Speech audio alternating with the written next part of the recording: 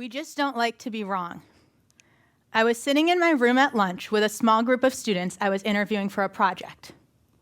I was interested in student voice and wanted to hear from students who tended not to speak up much in class. They pulled their chairs around my desk, and at that moment, everyone seemed quite willing to talk. Why do you think it is some students don't participate much, I asked. Almost immediately, Aurelis, a quiet and conscientious young lady who I almost never heard talk, said, "We're afraid we might not be right." The rest of the group did the agree sign as if on instinct. Terrified that my perception of our supportive classroom culture was completely misguided, I asked why. Did they think their peers would make fun of them? No, definitely not. Did they think something else bad would happen? No again.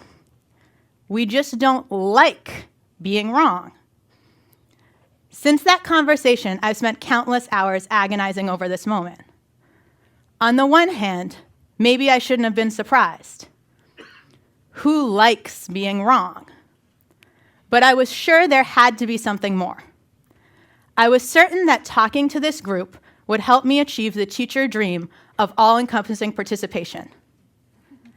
And all they could tell me was they didn't like being wrong. I'd always thought a positive classroom culture where students felt supported and didn't make fun of one another was the ultimate achievement.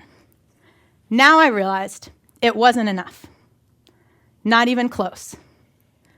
And I had this idea that this elusive, perfect classroom somehow involved my students sharing their mistakes and how they worked through them as a demonstration of learning.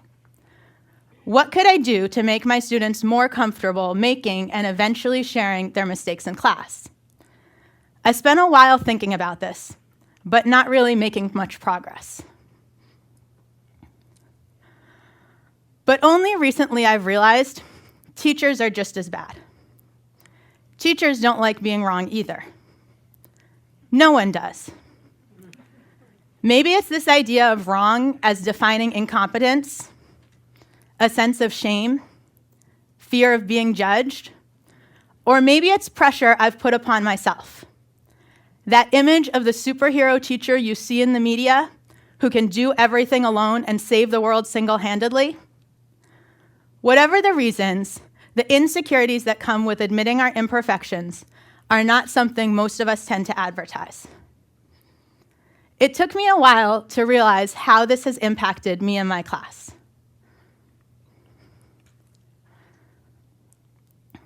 As teachers, we're often trained to close our classroom doors. Teaching's reputation for isolationism and the pressure of perfectionism means we often build borders or boundaries, keeping others out.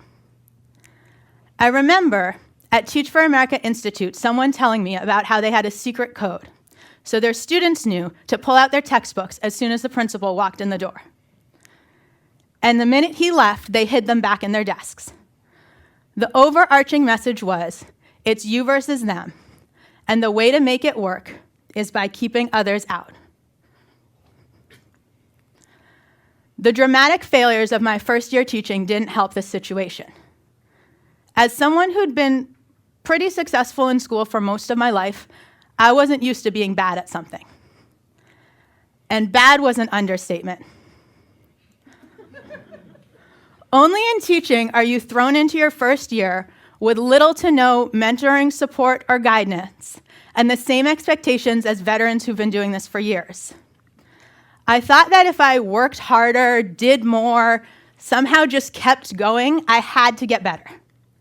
But I didn't realize that no amount of lesson planning, chart making, or paper grading would help me build relationships with students, learn to manage a class, or make difficult content more accessible.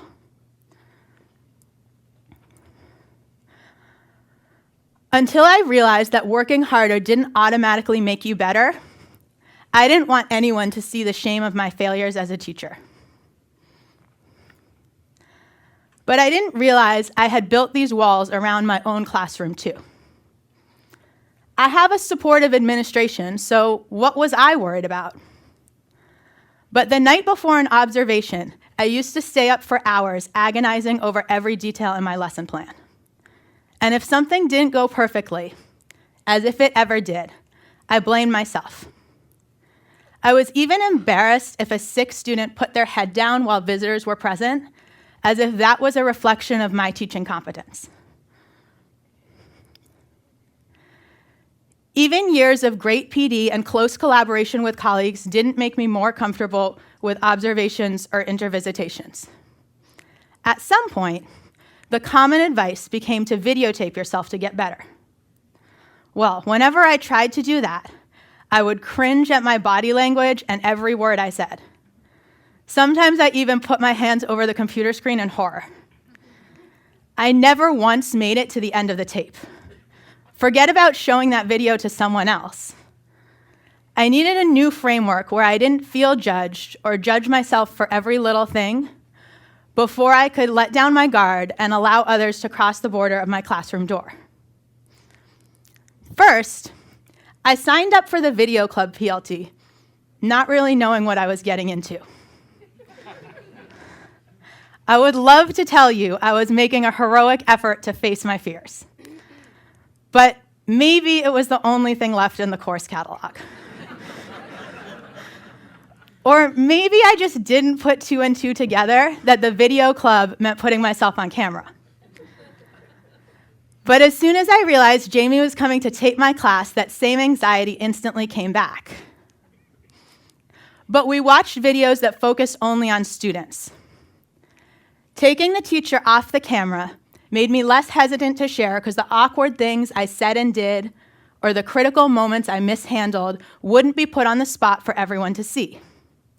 It shouldn't have mattered, but at the time it did. And watching my students talk about math for even 30 seconds at a time was more powerful than I could have imagined. I remember this one time we spent about 10 minutes watching one sentence on repeat, trying to figure out if Cameron knew the meaning of the word linear. I realized that the pace of class meant I didn't always listen carefully to what my students were saying. Sometimes I made assumptions about what they understood, or even worse, put words in their mouths in my rush to move class along to the next topic or task. Watching videos with my colleagues helped me listen more thoughtfully to my students and ask better questions that helped me really understand what they knew. A few years later, I came across an article about videos, discussing videos as examples, not exemplars. I realized that a perfect video actually teaches you very little about real teaching, and that the perfect video doesn't exist. Teaching is hard because it's messy. The art of teaching is the art of handling those unpredictable yet critical moments that happen rapid fire around you all the time. Today, half the class told me that 2 to the negative second power is -4. Should I stop and tell them they're wrong? Pass out calculators? Or throw out the day's plan for a lesson on negative exponents? These are the moments I need to be discussing with my colleagues. Not the far rarer times where everything follows the script and student work matches the answer key line for line. I wanted my students to share their mistakes because I thought they would learn more. But I couldn't apply this advice to myself. I had to stop waiting to be the perfect teacher and realize that getting better doesn't come from doing it alone, but from being open even in those moments you most instinctively want to hide. If I want my students to take risks, I had to do that the same. I had to take down the walls I had built over my years in the classroom. Thank you.